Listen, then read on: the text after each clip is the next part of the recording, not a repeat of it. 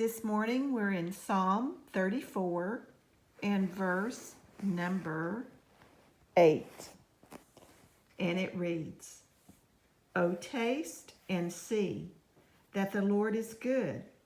Blessed is the man that trusteth in him." Good morning, everyone. I'm Carol, and welcome to Uplifting Home. And welcome to day number 15 of our Healthy December series. And today we are making something special together. It's a very special treat. It's one of the best hot cocos I have ever had, and we're making it right here in our own kitchen at home. So this cocoa has no processed sugars in them at all, especially if you use the homemade date paste. It is so delicious. Now, of course, this is a special treat and it's only to be consumed occasionally. So we want to first and foremost be mindful of what we put in our body, how often and how much. Okay? By the way, today I'm using mandarin oranges. We've just had a thing for mandarin oranges this winter, and this is what I'm using. So it's very versatile as well. I think most of us that have kids around or either kid-like husbands around, the little mandarin oranges are very popular nowadays. So let's get started. The ingredients that we're going to use in our hot cocoa today is, first of all, the zest. So we have here the zest of 2 mandarin oranges because I'm using the mandarin oranges today. If you were using a regular orange, you'd do the zest of anywhere from half of the orange to the whole full zested orange, depending on how much you like orange zest.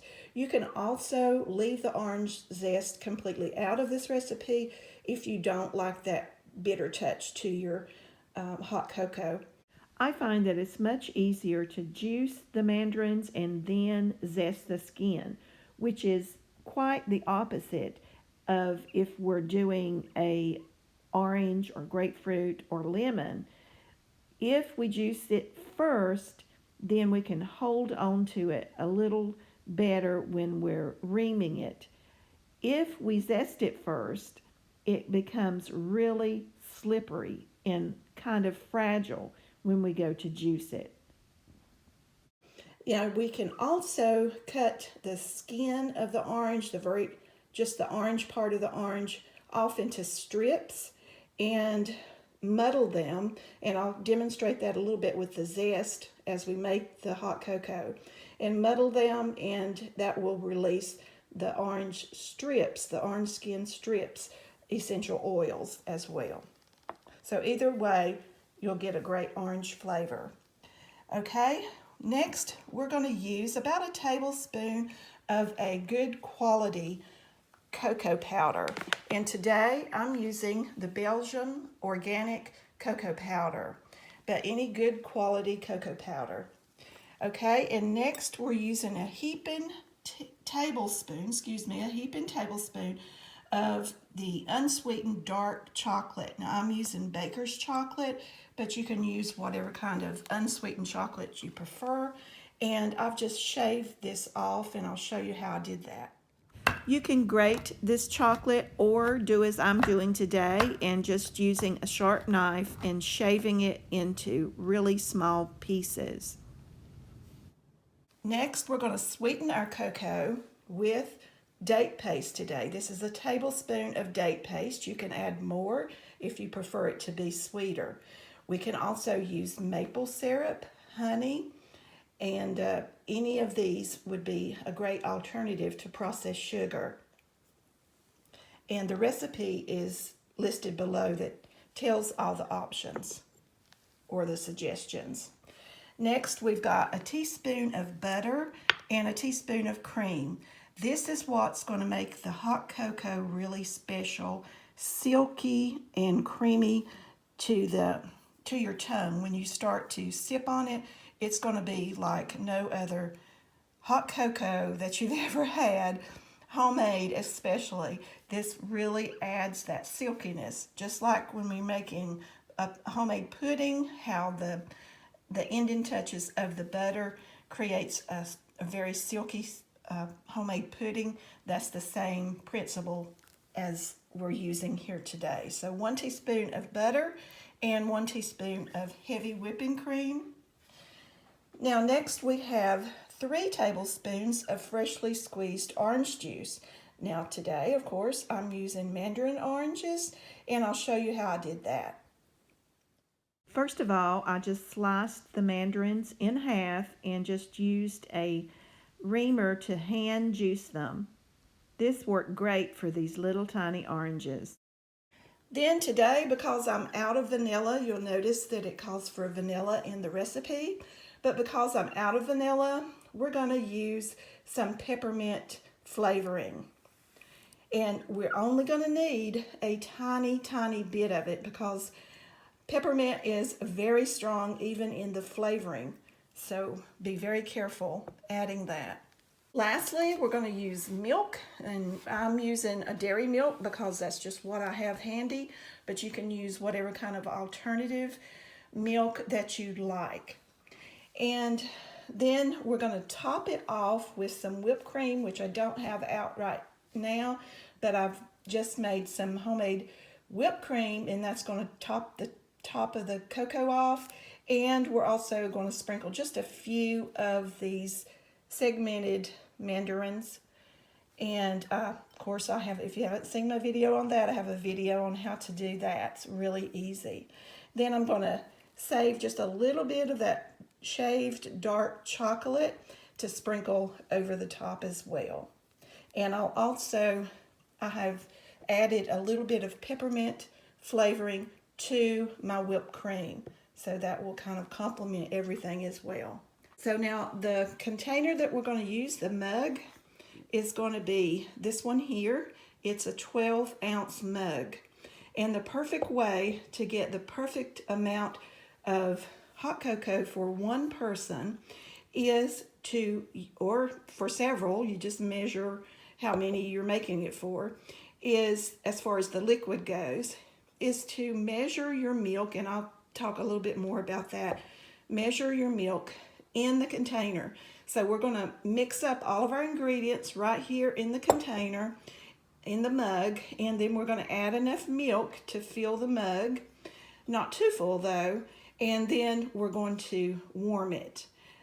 That way we have the exact right amount of hot cocoa for one single mug, and we won't be tempted to have more than we planned on. Now, first of all, we're going to put most of our ingredients into our mug. We're going to put the orange zest and the cocoa powder.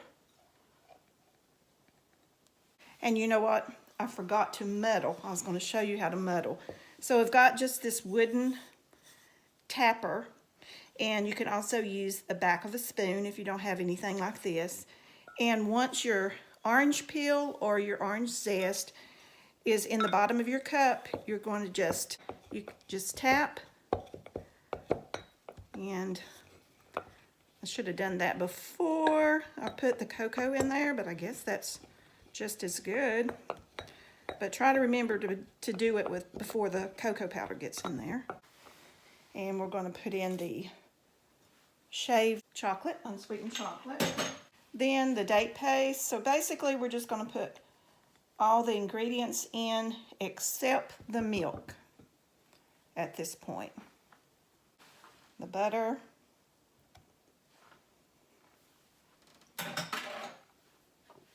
The cream. And the 3 tablespoons of orange juice, or mandarin orange juice. And we're going to go ahead and add just a little bit of the peppermint flavoring. Like I said earlier, be very careful here. Okay, that's plenty. So now what we're going to do is just take a spoon or a spatula, and we're just going to stir it up. And don't worry if your butter is a chunk in there, that's fine. It's going to melt. Okay. Oh, you smell that orange? And that mint. Woo. Boy, that smells good. Now we're going to fill the mug with the rest of the way up with your milk of choice.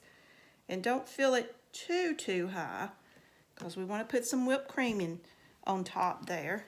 Want enough room for that, but I think I'll add just a little bit more. A little bit more. There we go. You can stir it a little bit at this point if you want to. You don't really have to.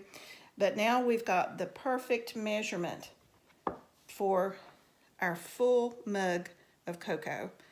Now let's take it to the stove. Now everything is in the pot, and we're going to stir it and warm it until it's steaming hot but not boiling. And I have the heat on about a medium, and this is a hot plate, so it's a little temperamental. So and I've just got one hand, so I can't hold the pot. The pot's rocking.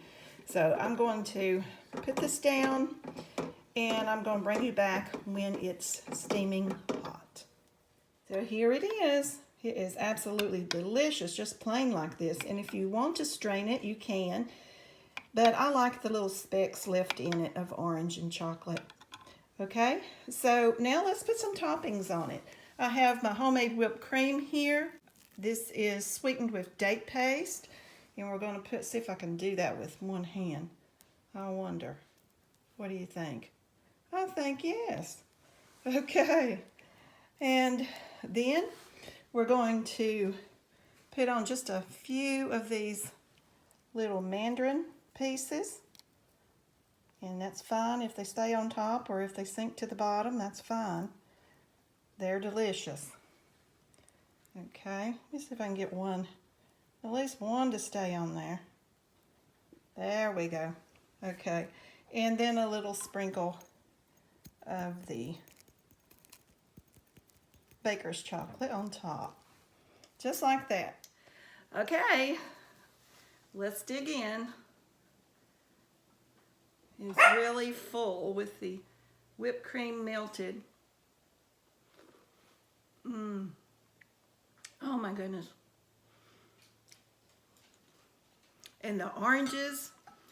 Oh. This is the first time I've used mandarin oranges in it.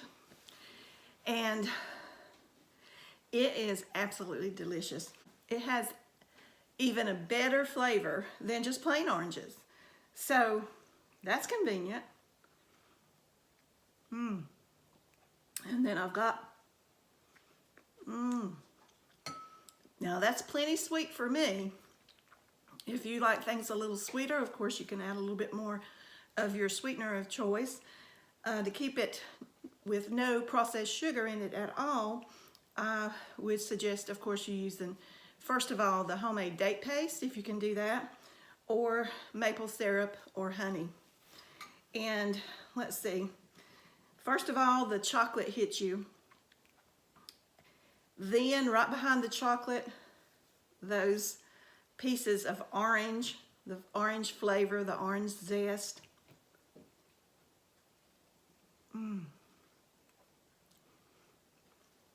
Those little sections of tiny mandarins pieces, that really put it over the top. It is so delicious. And remember, this is a treat, but if you think about it, and I don't think I've ever added the calorie count up on this, but if you think about it just from the perspective of the ingredients we've put into it, we've put the best quality ingredients that we can, organic whenever possible, and we've not put any fillers or any colors or any, what else? Of course, the chemical processed sugars or anything like that that you would find, preservatives, anything like that that you would find in like a packaged cocoa mix that you can make instantly, or a store-bought ready-mixed hot cocoa or a restaurant hot cocoa. This is the real thing, and it's got some good ingredients. So if it is a little high in calories, like I didn't do a calorie count, I may do that tonight, and if I do, I'll put it in the description box below.